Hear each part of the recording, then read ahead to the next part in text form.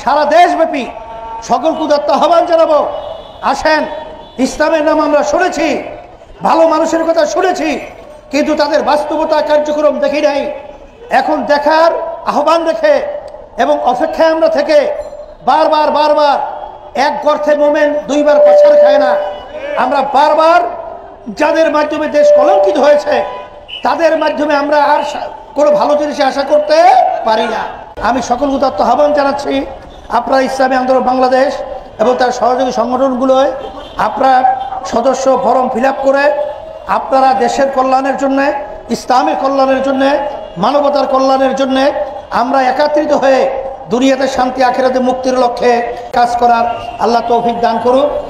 53 বছর বাংলাদেশের স্বাধীনতায় আমরা অনেকের শাসন দেখেছি, কিন্তু আমাদের দেশের মানুষের যে আশা আকাঙ্ক্ষা ছিল সেটা কিন্তু মূলত বাস্তবায়ন হয় নাই।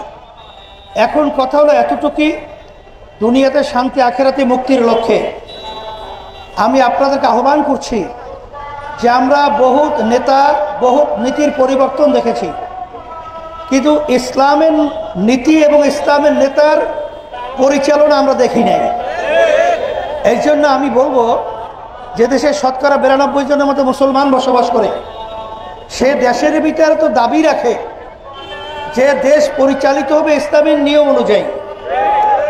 শোনেন, একটা ব্যাপার হলো এই, ভালো মানুষ ছাড়া, ভালো নীতি আদর্শ ছাড়া কখনোই কোনো জিনিস ভালো আশা করা যায় না। আমাদের দেশের ভিতরে যারা দেশ পরিচালনা করেছিল আসলে তাদের চরিত্রটা ভালো ছিল না। এর জন্যই আমাদের দেশের টাকা পাচার করতে তারা দ্বিধা করে নাই।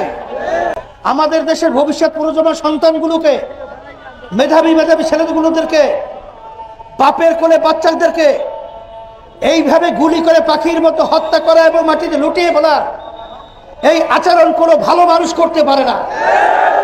তাহলে ওরা ভালো ছিল না। আমাদেরকে এই দেশ সুন্দর করতে হলে 5ই আগস্ট আবার আমাদের দেশ নতুনভাবে স্বাধীন হয়েছে, এর পরিবর্তনের জন্য আমি সারা দেশব্যাপী সকল উদাত্ত আহ্বান জানাবো, আসেন, ইসলামের নাম আমরা শুনেছি, ভালো মানুষের কথা শুনেছি, কিন্তু তাদের বাস্তবতা কার্যক্রম দেখি নাই। এখন দেখার আহ্বান রেখে এবং অপেক্ষায় আমরা থেকে বারবার বারবার এক গর্থে মোমেন দুইবার পাছার খায় না। আমরা বারবার যাদের মাধ্যমে দেশ কলঙ্কিত হয়েছে তাদের মাধ্যমে আমরা আর কোনো ভালো জিনিসে আশা করতে পারি না। সেই হিসাবে আমি সকল উদাত্ত আহ্বান জানাচ্ছি, আপনারা ইসলামী আন্দোলন বাংলাদেশ এবং তার সহযোগী সংগঠনগুলোয় আপনারা সদস্য ফর্ম ফিল আপ করে আপনারা দেশের কল্যাণের জন্যে, ইসলামের কল্যাণের জন্যে, মানবতার কল্যাণের জন্যে আমরা একত্রিত হয়ে দুনিয়াতে শান্তি আখিরাতে মুক্তির লক্ষ্যে আমার সকলকে আহ্বান জানিয়ে কাজ করার আল্লাহ তৌফিক দান করুন।